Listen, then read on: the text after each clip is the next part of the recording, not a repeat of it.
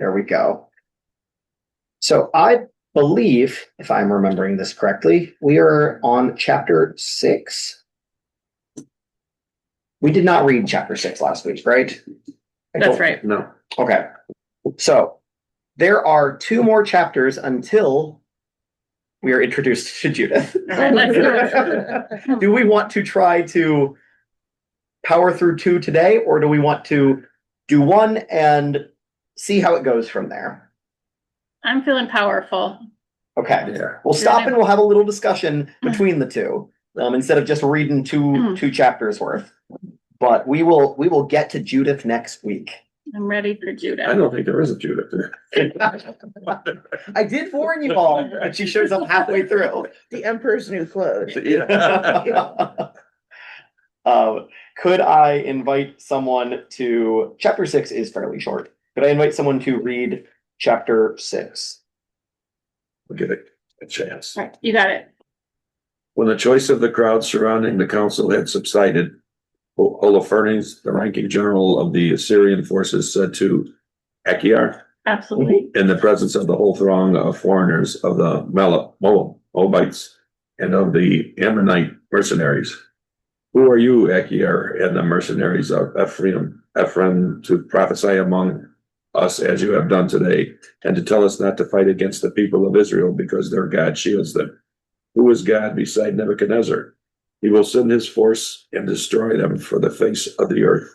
Their God will not save them. But we, the servants of Nebuchadnezzar, will strike them down with 1 blow, for they will be unable to withstand the force of our cavalry. We will overwhelm them with it, and their mountains shall be drunk with their blood, and the plains filled with their corpses. Not a trace of them shall survive our attack. They will utterly perish, so that King Nebuchadnezzar, Lord of all the earth, for he has spoken, and the words will not be in vain. As for you, Achior, you Ammonite mercenary, for saying these things in a moment of perversity, you will not see my face after today, until I have taken revenge on the people that came out of Egypt. Then at my return, the sword of my army or the spear of my attendants will pierce your side, and you will fall among their wounded. My servants will now conduct you to the hill country and leave you at one of the cities beside the passes. You will not die until you destroy together with them. If you still harbor the hope that they will not be taken, then there is no need for you to be downcast. I have spoken, and not only one of my words will fail to be fulfilled.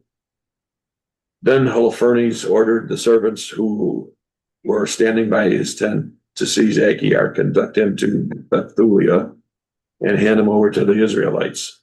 So the servants seized him and took him out of the camp into the plain.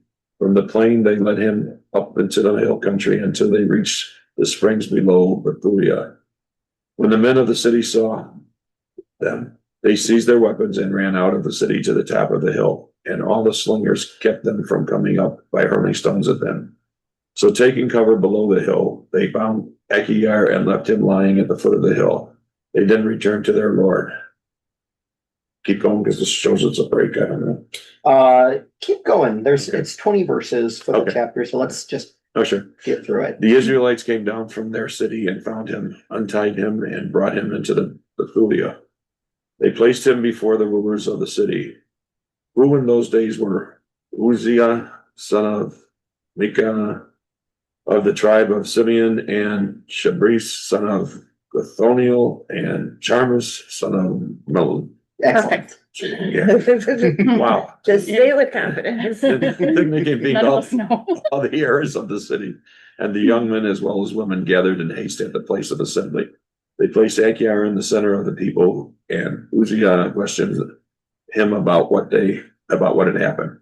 He replied by giving them an account of what was said in the council of Holofernes and all his words among the Assyrian rulers, and all the boasting threats of Holofernes against the house of Israel. At this, the people fell prostrate and worshipped God. They cried out, Lord God of heaven, look at their arrogance. Have mercy on our people in their abject state, and look with favor this day on the faces of those who are consecrated to you. Then they reassured Achior and praised him highly. Uzziah brought him from the place of assembly to his home, where he gave them a banquet for the elders. That whole night, they called upon God of Israel for help. Excuse me. Thank you, Tom. Next time we're Great gonna job. call these guys Michael and Tom and I'll make Wow. So, we are now the Israelites know what's coming for them. Because Achior has revealed the situation. I will not spoil it, but I will tell you that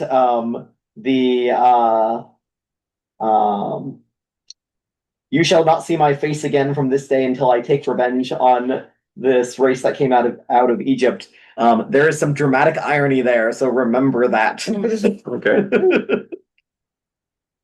I think you Ammonite mercenary is like my now favorite, like insult to someone. Yeah. He says it with so disdain. It is good. It's like That's great. those lists of Shakespearean insults. Yeah, Yeah. that's perfect. So they blame the messenger. no, they're actually very kind to the Israelites are very kind to the messenger. Yeah. They take him in Well, after you're not gonna be able to hear because why don't you go ahead and sign in? Leslie just got here and I was talking to her. And so Okay, I told her to go sign in on hers because I had my earbuds on. Otherwise I can, she'll have to lip read and I don't know that she does that very well. Anyway, she has trouble understanding me even when I'm speaking aloud. So anyway, that may be the way I mumble and speak too softly. I just think it's so interesting that so often when the people of Israel are in conflict with other nations, that it seems like when they rely on force of arms or strength of arms, or when they go to battle, they pretty much get mopped up. They get, it always seems like when, not always, but frequently, when God shows his strength or when the Israelites, when they win, it's through some subterfuge or some action that isn't necessarily centered around strength of arms and violence. And I assume this is going to be the situation here too, but it just seems to be a pattern for them as a nation that bad things happen when they depend on their strength of arms, like when David numbered the people and so forth and so on. Yeah. I think you are spot on, David. And there's even more evidence of that in the text. The name Uzziah means my strength is the Lord. Yeah. Oh, that's convenient.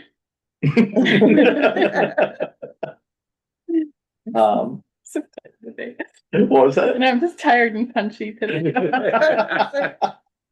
That is fair. Any other we'll wait until Leslie logs on before we start reading the next chapter. It might take her a little time. So yeah. Okay. She's got to boot her laptop or her tablet up and stuff. So yeah. Okay. Well, we can go ahead and I'll take my turn reading part of it because I'm making us read a large chunk today. So that we can finally get to Judith next week. You better have some hard names to say. I see a few coming up. We'll see. I think it's big on the table. So the next day, Holofernes ordered his whole army and all the allies who had joined him to break camp and move against Bethula and to seize the passes up into the hill country and make war on the Israelites. So all their warriors marched off that day. Their fighting forces numbered 170,000 infantry and 12,000 cavalry, not counting the baggage and the foot soldiers handling it, with a very great multitude. They encamped in the valley near Bethula, beside the spring, and they spread out breath over Dothan as far as Baalbaam. Yep. And from the length of Bethula to Simon, which faces Esdraelon. When the Israelites saw their vast numbers, they were greatly terrified and said to one another, "They will now strip clean the whole land. Neither the high mountains, nor the valleys, nor the hills will bear their weight." Yet they all seized their weapons, and when they had kindled fires on their towers, they remained on guard all that night. On the second day, Holofernes led out all the cavalry in full view of the Israelites at Bethulia. They reconnoitered the approaches to their town and visited the springs that supplied their water.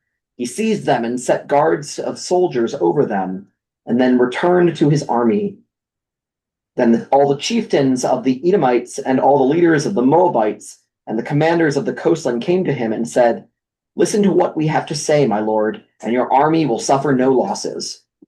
This people, the Israelites, do not rely on their spears, but on the height of the mountains where they live.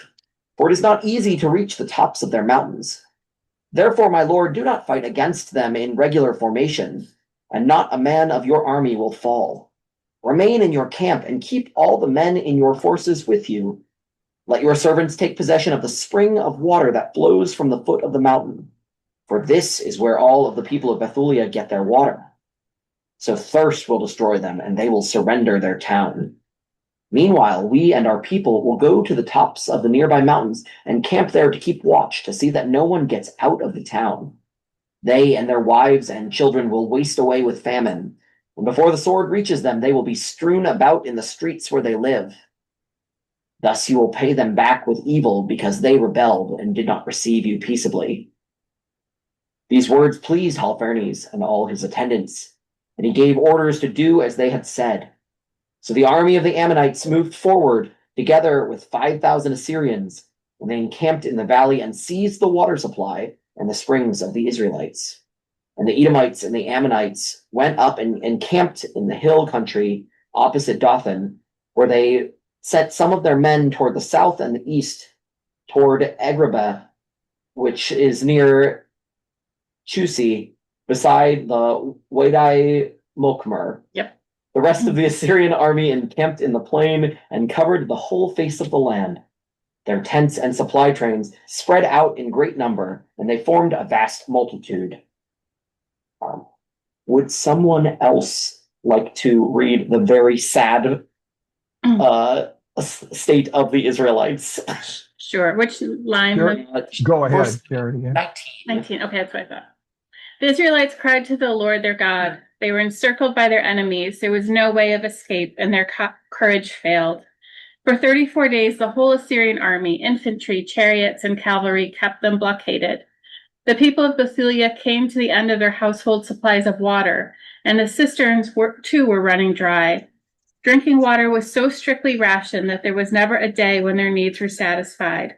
Infants were listless, women and young men, faint with thirst, collapsed in the streets and gateways from sheer exhaustion.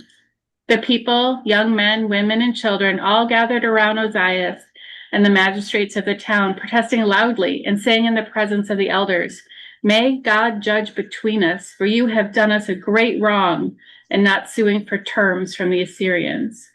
Now we have no one to help us. God has sold us into their power, and they will find us struck down, all dead of thirst. Surrender to them even now. Let Holofernes' people and his army sack the whole town. It is better for us to be carried off by them, for even as slaves we shall at least be alive, and we shall not have to watch our little ones dying before our eyes, the women and children at their last gasp. We call heaven and earth to witness against you. We call our God the Lord of our fathers, who is punishing us for our sins and the sins of our fathers. We pray that he may not let our forebodings come true this day." The whole assembly broke into a chorus of lamentation and cried loudly to the Lord God. Ozias said to them, "Courage, my friends. Let us hold out for 5 more days. By that time the Lord our God will again show us his mercy, for he will not abandon us forever. But if by the end of that time no help has reached us, I shall do what you ask." He dismissed the men, each to his post, and they went off to the walls and the towers of the town. The women and children were sent to their homes, and throughout the town there was deep dejection. Very sad. It is. It just keeps getting bleaker.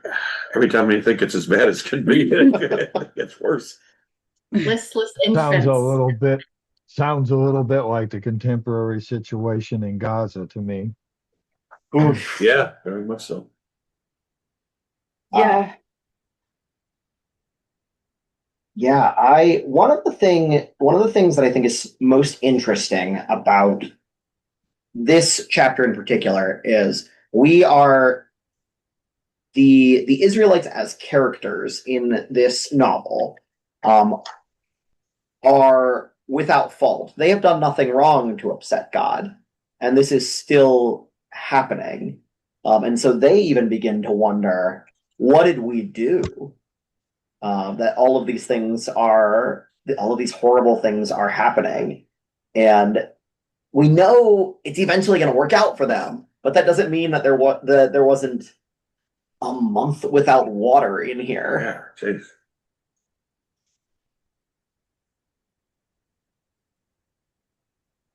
And so I think that's an interesting thing to look at is we know that God's justice wins in the end, but what does that mean for us who are living in the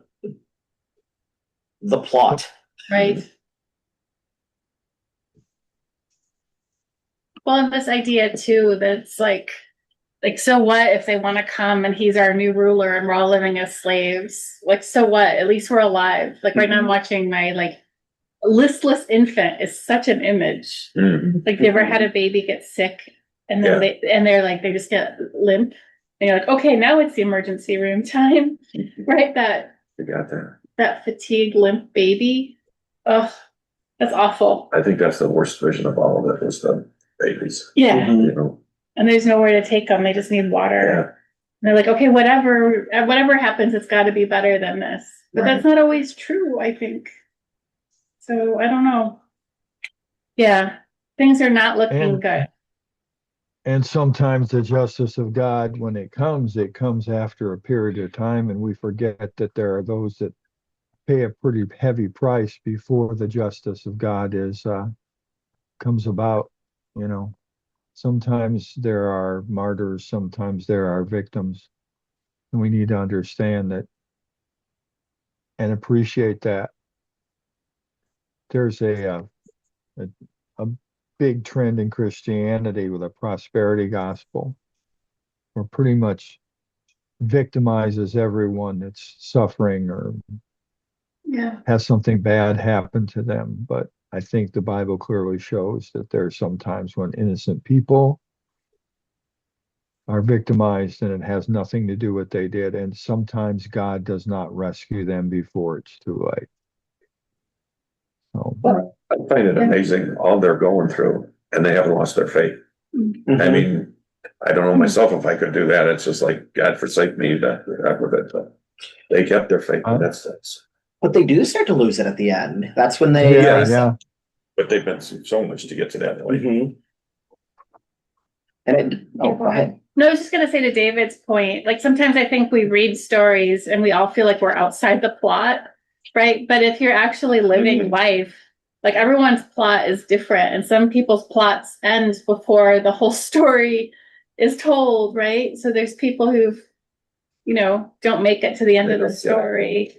Right. And I think we try, sometimes I see just world events as like I'm reading a book and I'm inside it, but that's not how it works for people. So that I liked your point, David. Mhm.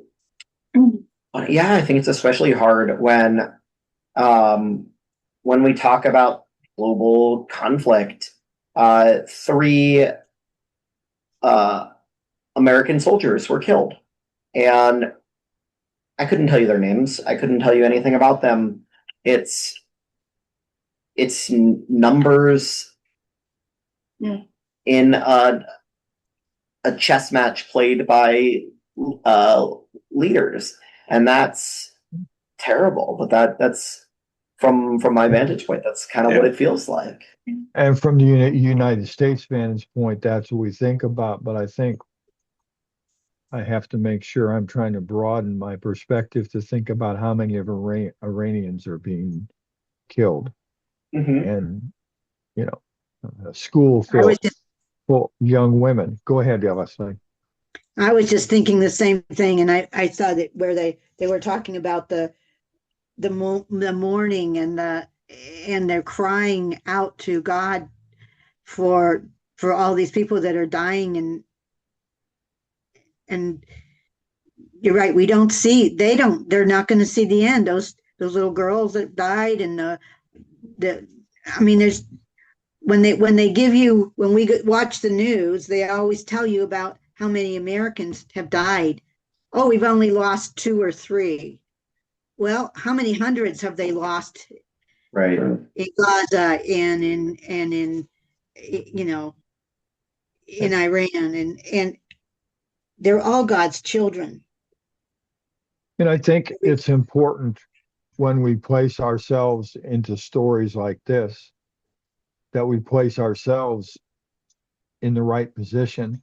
And so often when we look at the Old Testament stories like that, we want to put ourselves in the place of the suffering Israelites. But to be frank, in this world the way we are now, especially considering Gazans and Iran and some of those places, we're not the Israelites.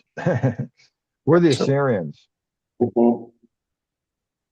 The comparison with Gaza is especially apt because of water. Mhm.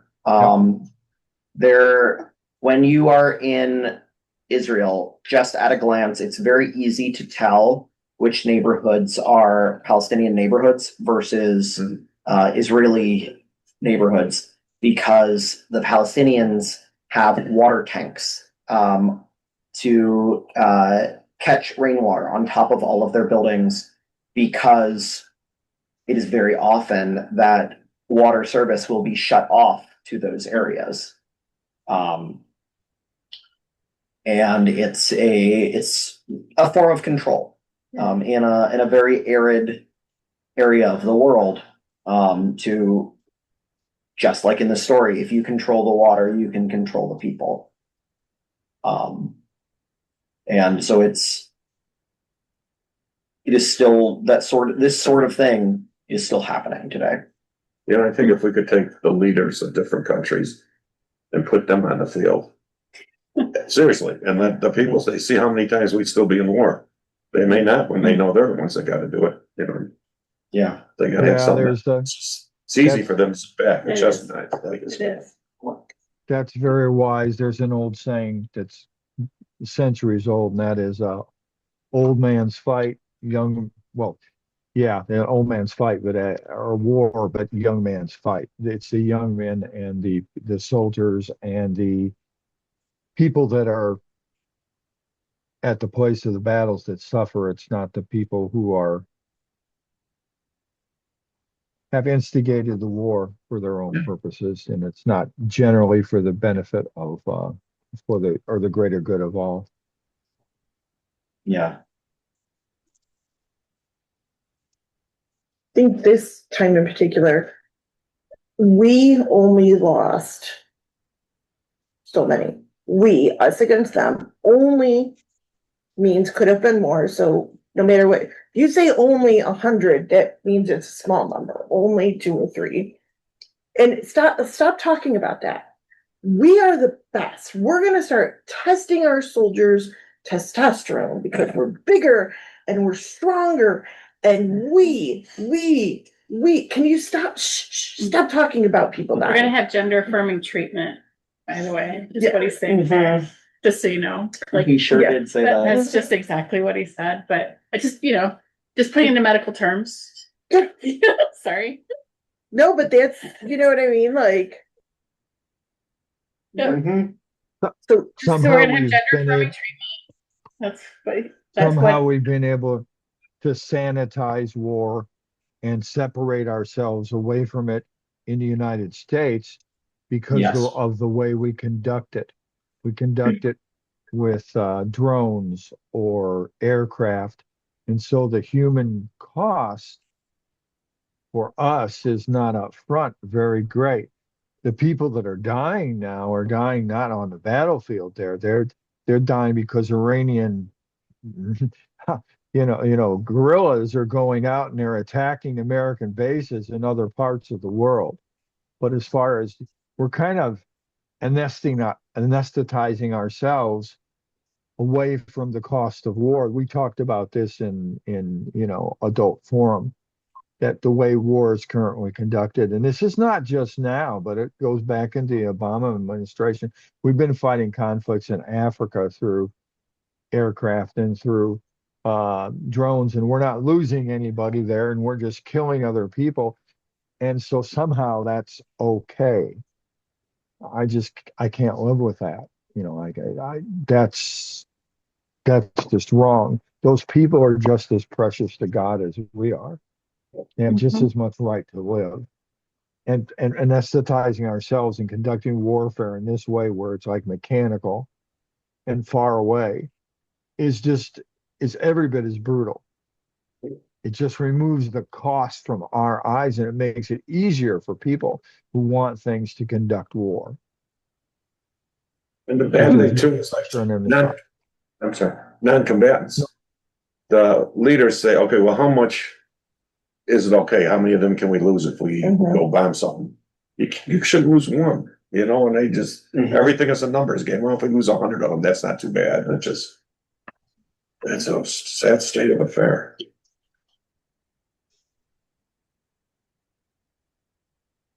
Yeah, but how many of the people who are actually planning these wars are actually sending their own children out there, or their grandchildren? Yeah. To be on the battlefield? Not one. They'll try to find ways that now that we don't have a draft, but when you had a draft, they would find ways so that their kids did not have to go. Well, anyone who grew up in a economically depressed rural or urban area will know that enlisting in the military, that's how my husband paid for college. That's like how most of the people I grew up with paid for college if they were going to go. If you don't have a stable home life and you're 18 and you need to go do so, and I'm not trying to diminish service. Everyone in my family has served.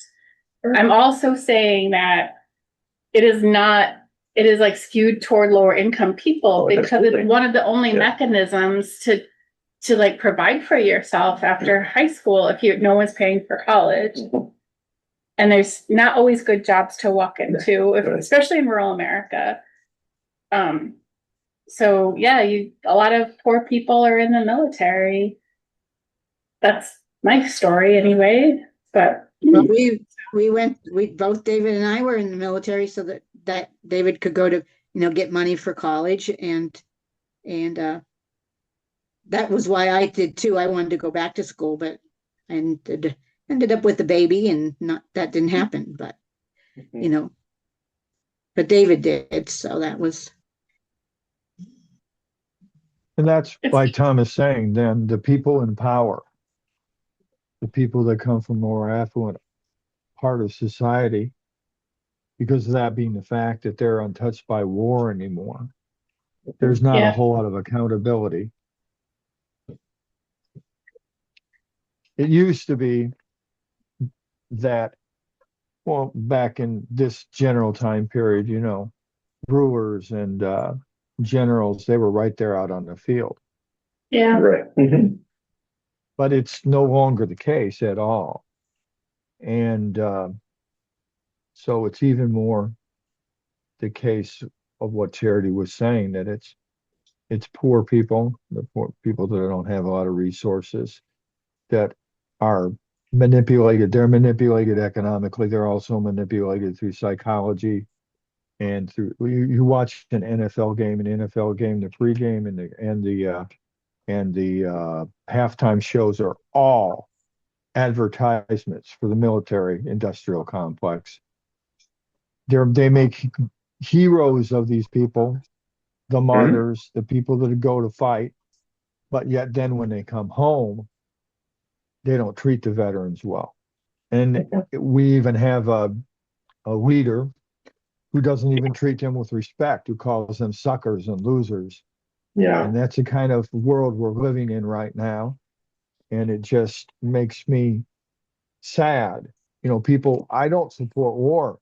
And they'll say, well, you're not a patriot. You don't support our troops. Yes, I do support our troops. Not the same thing. Yes, but I don't support them being massacred for no good reason, or their lives not, and the ones that live, they're victims too because of what they've seen. They're so victimized, their whole lives they're scarred.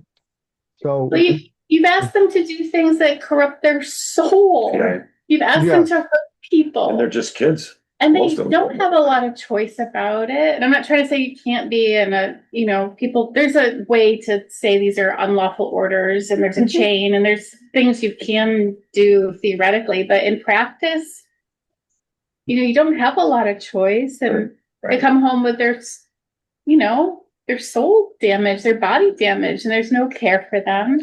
I don't know. It's hard to stay aware. Yeah. Hard to stay feeling. And it would be much easier to dehumanize and blame people. Well, and I think on that point, there's something that I wanted to point out in verse 4. It says, when the Israelites saw their vast numbers, they were greatly terrified and said to one another, and they will now strip clean the whole land. They're basically talking about this army of people as if they're a swarm of insects. Yeah. And so even the oppressors are dehumanized by war. And so it's not just danger on one side, it's danger on both sides. And I think that's a little bit of what we're talking about, is what war does to people. Well, it's easy to not pay attention when it's not directly at you.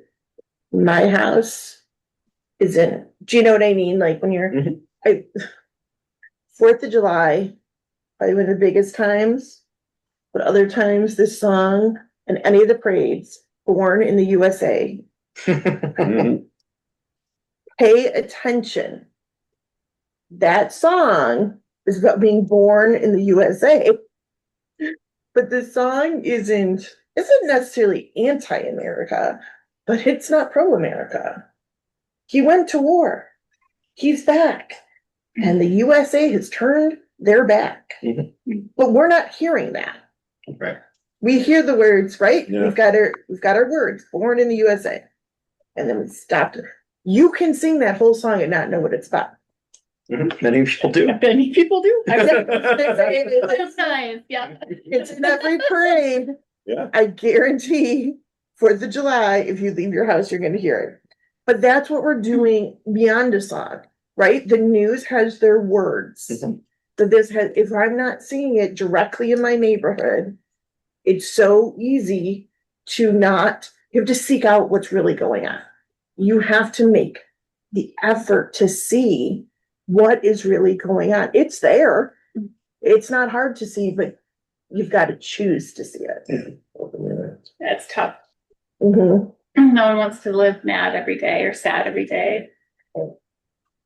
And it's tough because you're raised in a country where the actual religion of the country is patriotism, and the Mhm. idea that soldiers are martyrs and they're fighting for the right, and they're fighting, and sometimes, yeah, they're martyrs, sometimes they're victims, but they're not always fighting for the right. Sometimes they're just fighting because they're told to. So it's that whole mindset. Yeah, it's We all need a Judith. We do. And she's coming next week. Oh, gee. are We're ready for are you Judith. saying? Are you saying what you're saying, Charity, that we need some woman to sneak into the White House and never mind? I'm gonna. We're gonna